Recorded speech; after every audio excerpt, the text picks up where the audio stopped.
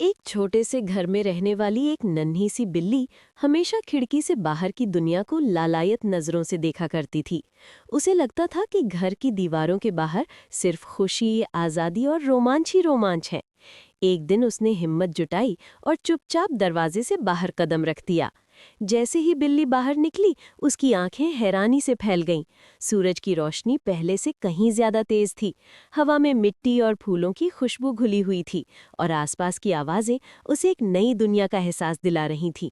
कभी किसी गाड़ी की आवाज, कभी बच्चों की हंसी और कभी पक्षियों की चहचहाहट। सब कुछ उसके लिए नया था।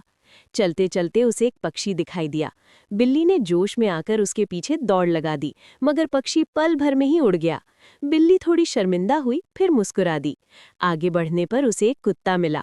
बिल्ली को डर लगा और वो रुक गई, लेकिन कुत्ता चुपचाप आगे बढ़ गया।